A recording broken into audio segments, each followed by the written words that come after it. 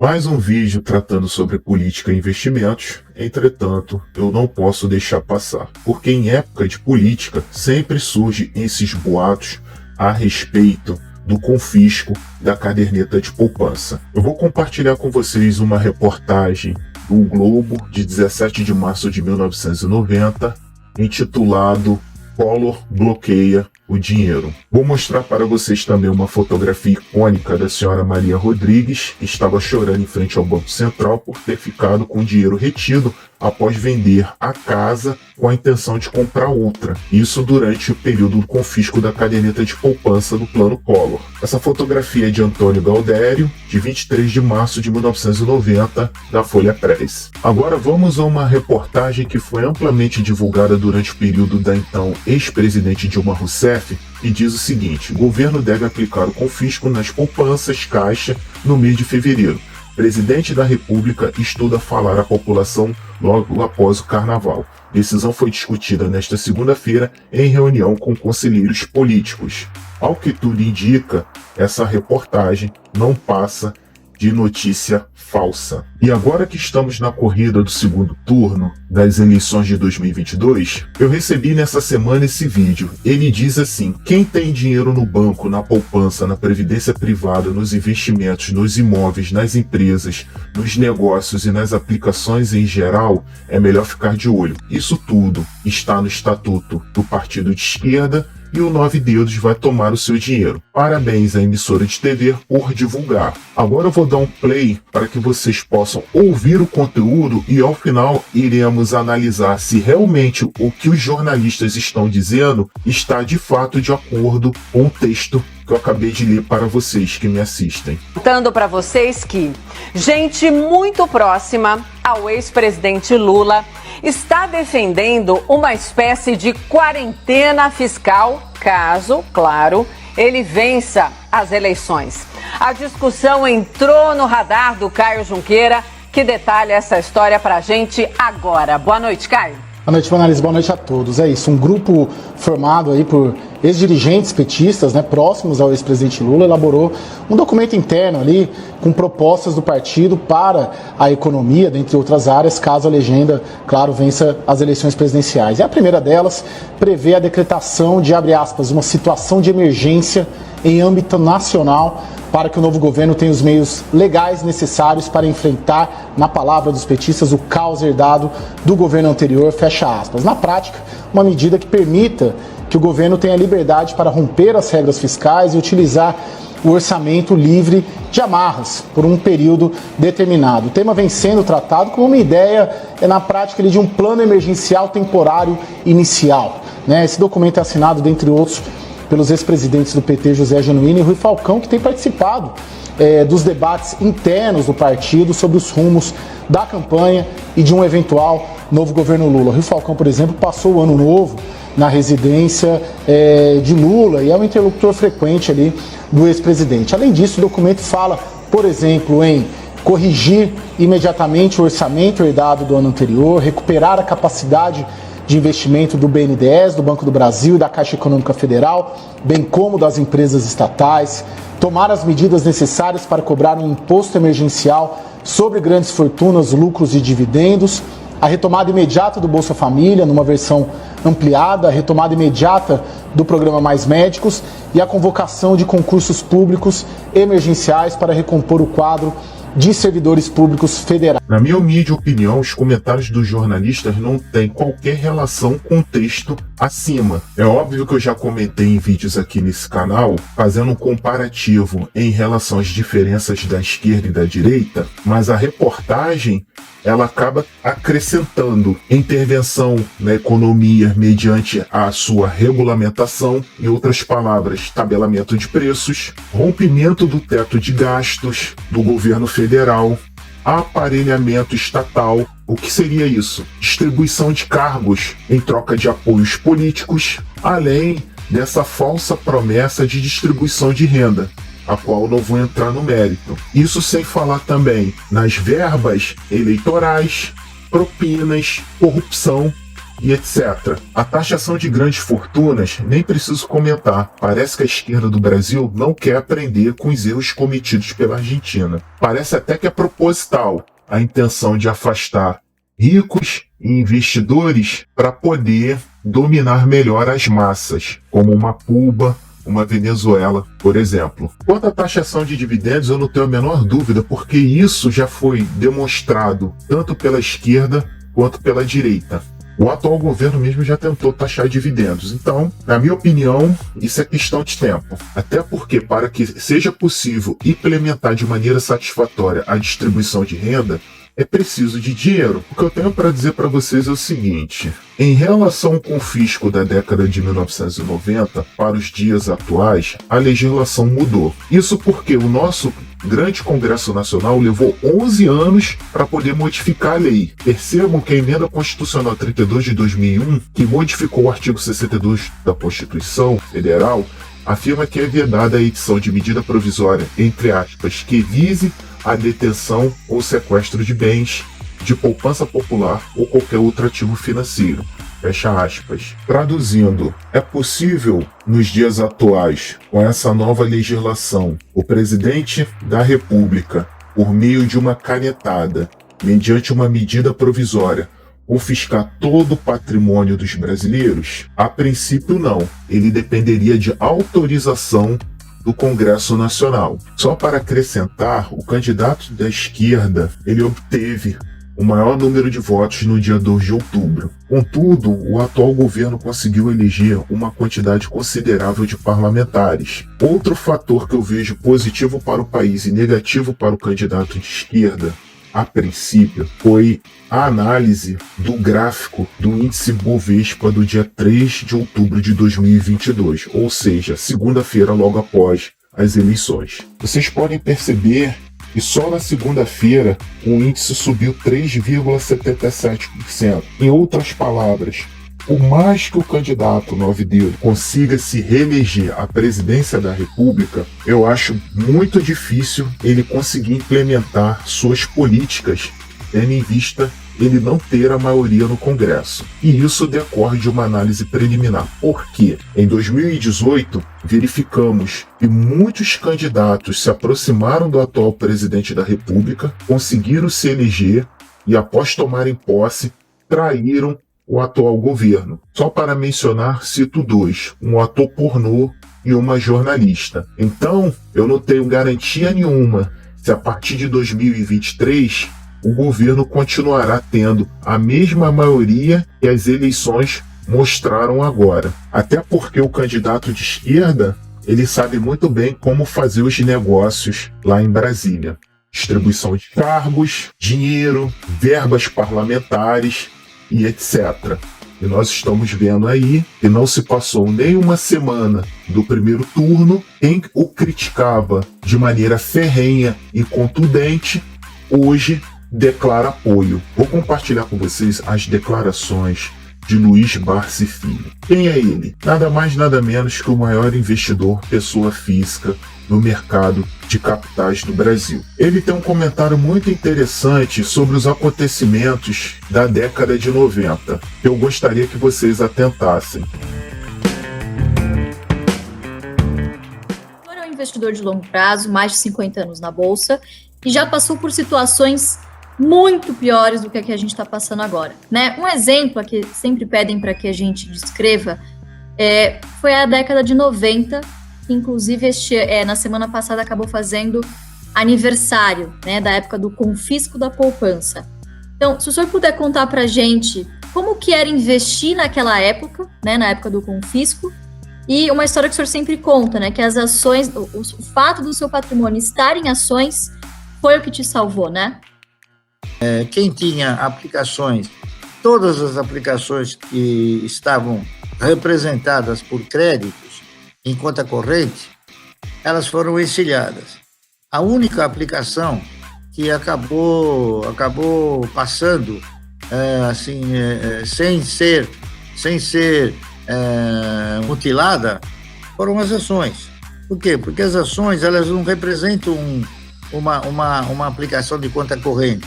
Ela é uma participação é um título que participa no capital de uma empresa. Portanto, ele não estava passível de ser alcançado.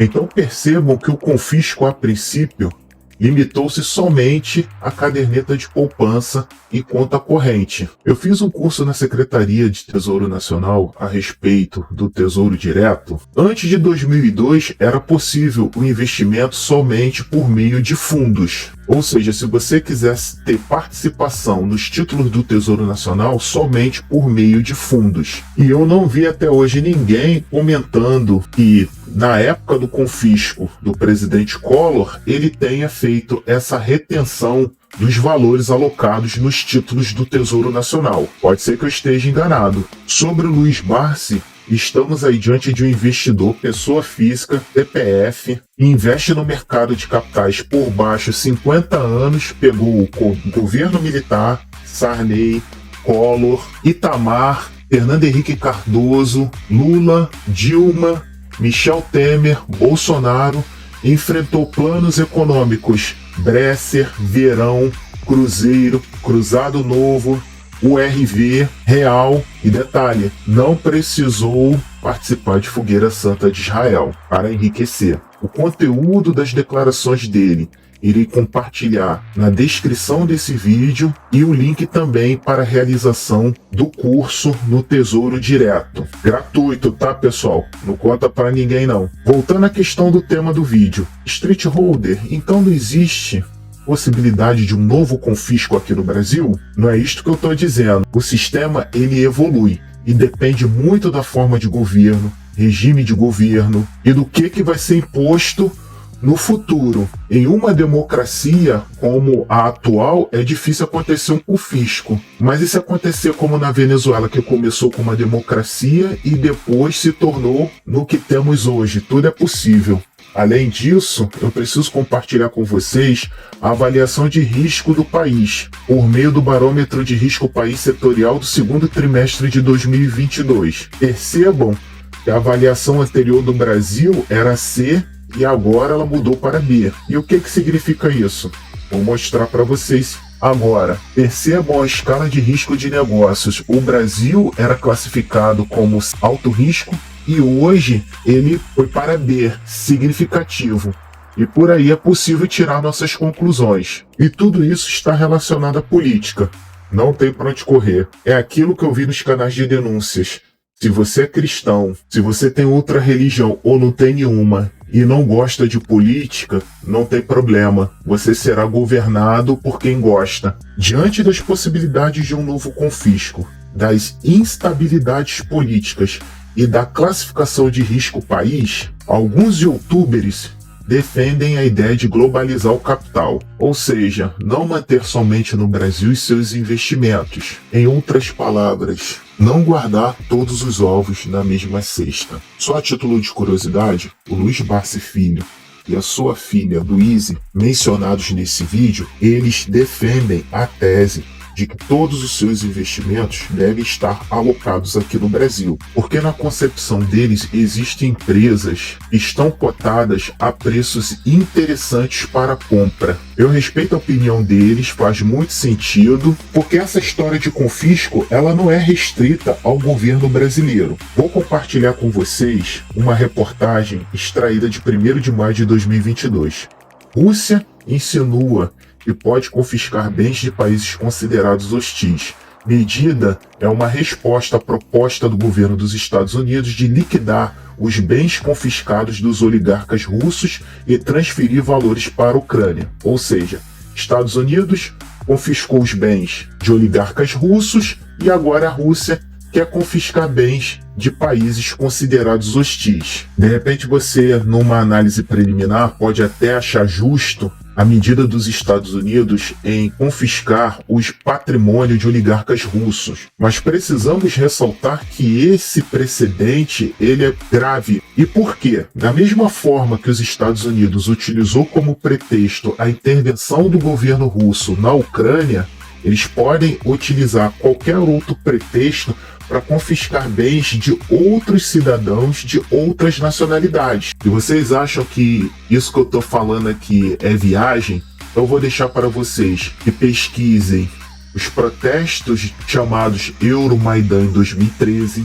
qual era o perfil do governo provisório que foi instalado depois desses protestos. Pesquisem também sobre a transferência das reservas de ouro da Ucrânia para os Estados Unidos em 2014 e verifiquem quando começou esse conflito. E aí vocês talvez cheguem à conclusão que os países estrangeiros eles só pensam nos seus próprios interesses, enquanto tem gente aqui dentro do Brasil que quer ferrar a população brasileira abanando o rabinho para comunidades internacionais. É triste isso, mas enquanto o povo brasileiro não despertar para o que está acontecendo, de fato, voltaremos a ser uma colônia. Sobre os investimentos nos Estados Unidos, preciso trazer algumas informações. Os rendimentos pagos pelos investimentos lá incidem uma alíquota de 30%.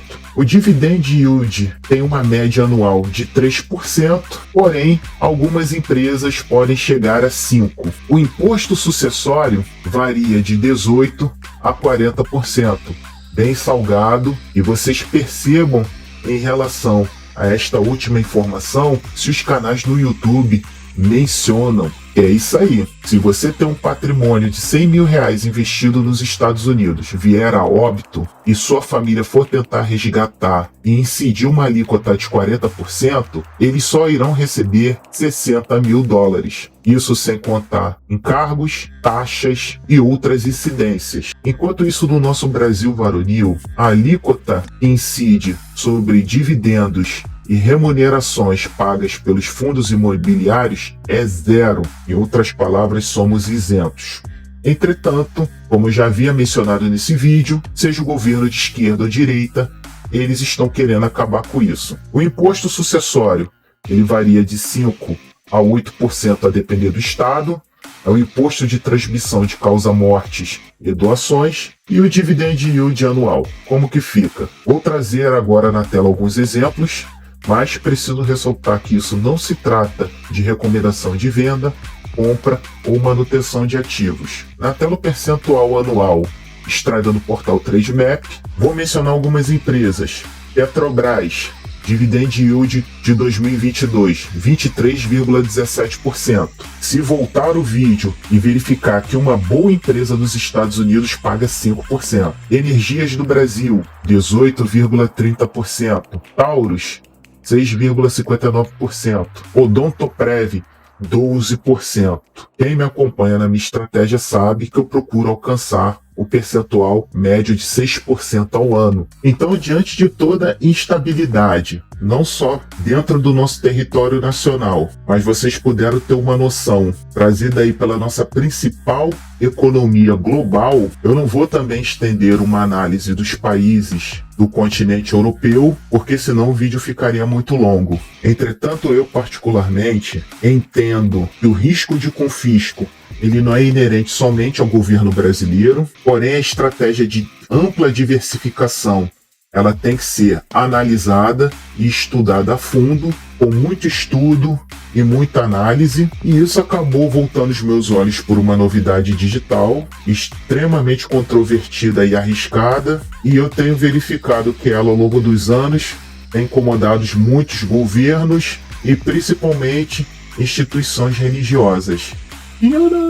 Antes de encerrar o vídeo, eu preciso comentar com vocês que me assistem que apesar dessas análises a respeito de investimentos aqui no canal, eu possuo plena consciência acerca dos acontecimentos que irão acontecer e que estão descritos no livro da Revelação. Só que eu não posso limitar-se a ter o conhecimento a respeito do que há de vir e deixar de lado coisas significativas no nosso dia a dia, como trabalho, ensino e estudos. Até porque, se eu tivesse pleno conhecimento do que eu sei hoje, há 20, 30 anos atrás, eu não seria vítima no sistema religioso. Isto porque agora eu sei que se eu não posso delegar a interpretação das Sagradas Escrituras, o que dirá outras funções que preciso desempenhar na sociedade, como trabalho, estudo e etc. Espero que vocês me compreendam. Tudo bem? Então convido todos vocês que assistam um vídeo que eu já postei aqui no canal sobre verdades ou mentiras, e quero mandar um abraço especial aos 15 inscritos no canal. Além disso, peço por gentileza mais uma vez que curtam o vídeo, comentem, compartilhem e ativem o sino para notificações. Até um próximo vídeo, pessoal, e que o nosso Senhor Jesus abençoe a todos nós. E leiam a Bíblia, isso também é fundamental.